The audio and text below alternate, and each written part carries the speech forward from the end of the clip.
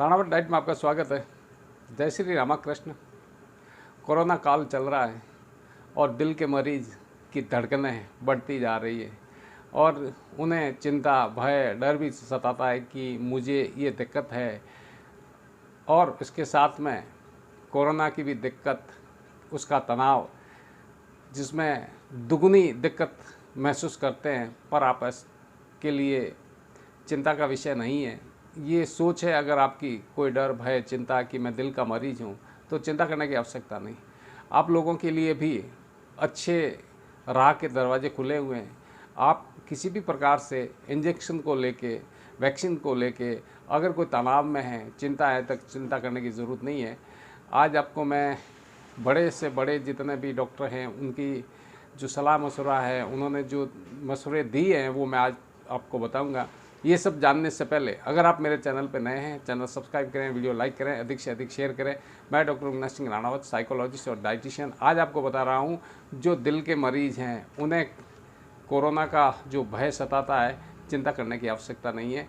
दैनिक भास्कर आज 3 मई का पेपर छपा है, उसके अंदर जो अच्छे डॉक्टरों ने सुझाव दिए हैं वो मैं आपको बता दूं कि जन संकल्प से हारेगा कोरोना।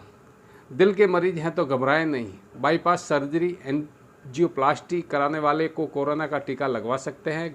घर में ही इन्फेक्शन से बचाव है। 6 मिनट वॉक करें। ऑक्सीजन सैचुरेशन 4 या 5% घट जाए और लंग्स की सीटी स्कोर 8 से ज़्यादा हो तो अस्पताल की ज़रूरत है। सपोर्टिंग ट्रीटमेंट से 80% मरीज घर में ही ठीक हो सकते हैं। पहले सप्ताह की सजगता ही तय करती है रिकवरी रेट। हम लोग कोविड पैंडेमिक के अंतिम दौर में, इस बीच दूसरी लहर आ गई जो ज़्यादा एग्रेसिव है। कोविड-19 में पहला सप्ताह वायरल रिप्लिकेशन का होता है और दूसरे सप्ताह इन्फ्लेमेशन के कारण जटिलताएं बढ़ जाती है। कोविड के 80% मरीज एसिम्प्टोमेटिक या माइल्ड सिम्टम्स वाले होते हैं जिन्हें सिर्फ सपोर्टिव ट्रीटमेंट, विटामिन और ब्रीदिंग एक्सरसाइज और गंभीर पेशेंट के लिए ऑक्सीजन थेरेपी और रेमडेसिविर और स्टेरॉइड एंटीबायोटिक का होता है। रेमडेसिविर पहले 7 दिन में सबसे अधिक कारगर है और इससे अधिक 10 दिन तक इसका उपयोग ले सकते हैं। पहले सप्ताह में ये injection covid convalescent plasma viral load कम करने में काफ़ी मदद करता है। 10 दिन के बाद रेमडेसिविर की कोई उपयोगिता नहीं रह जाती है। यह बीमारी की अवधि कम करता है। जीवन रक्षक वही है। यह एक एंटीवायरल ड्रग है और संक्रमण के शुरुआती दिनों में कारगर साबित होता है। संक्रमण ज़्यादा होने और लंग्स खराब होने की स्थिति में इसका इस्तेमाल किया जाता है। कोरोना के हर मरीज को रेमडेसिविर की आवश्यकता नहीं लगती है। ये doctor Sudhir Bhandari, SMS medical college Jaipur के प्रिंसिपल और कोविड के मैनेजमेंट ग्रुप के हेड हैं, इन्होंने बताया है।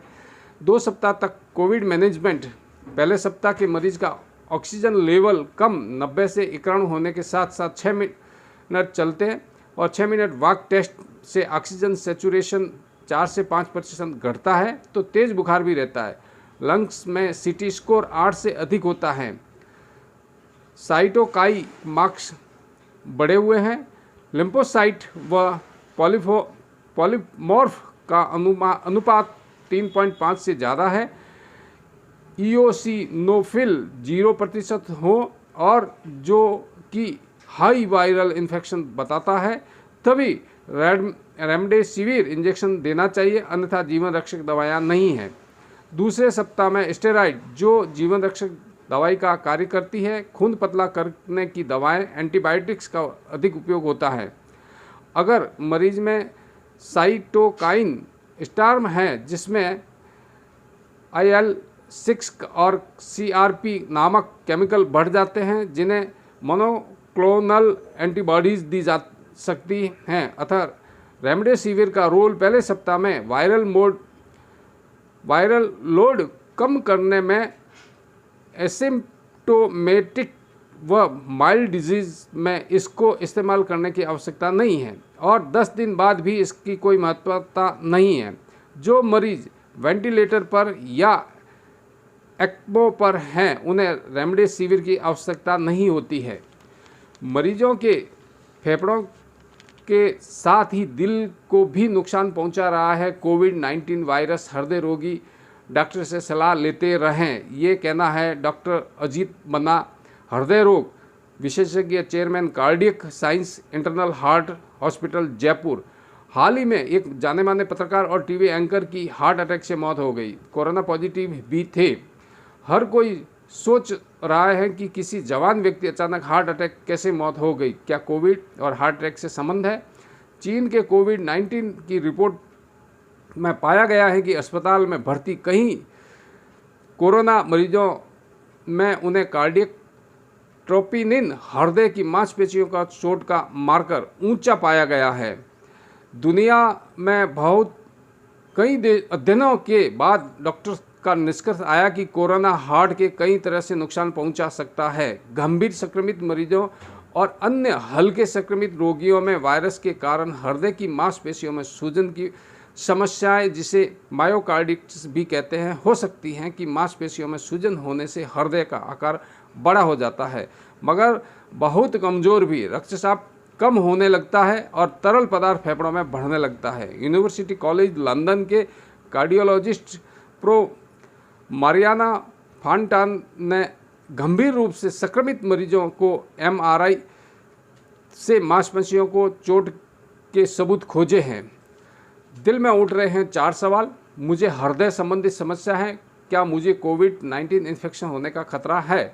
तो जवाब है इसका नहीं, लेकिन इन्फेक्शन किसी को भी हो सकता है। दिल के मरीजों में संक्रमण की आशंका ज़्यादा होती है।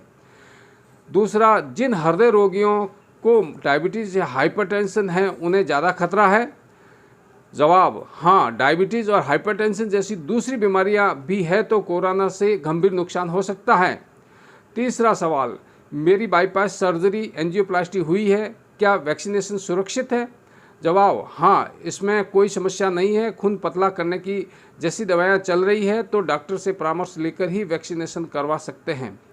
मेरी हार्ट वाल्व सर्जरी हुई थी, थक्का रोधी दवाएं ले रहा हूँ, क्या वैक्सीन लगवा सकता हूँ? हाँ, ब्लड थिनर लेवल की जांच और डॉक्टर से परामर्श के बाद आप वैक्सीन लगवा सकते हैं। मतलब सावधान रहना ज़रूरी है, आपको अच्छे डॉक्टरों से परामर्श लेना ज़रूरी है ताकि ठीक रहेगा। और जो सरकार नियम बता रही है लॉकडाउन में, उनकी पालना आप करते रहेंगे तो अच्छे स्वास्थ्य, अच्छे जीवन जीते रहेंगे। और इस शरीर को निरोगी रखने के लिए, रखरखाव के लिए आहार जरूरी है। इसके लिए आपको एक संतुलित डाइट, बैलेंस्ड डाइट की आवश्यकता होगी जो आपके जीवन शैली में अच्छी स्वास्थ्य स्थिति रखने के लिए आप समर्थ हो सकेंगे और आपका परिवार खुश रह सकेगा।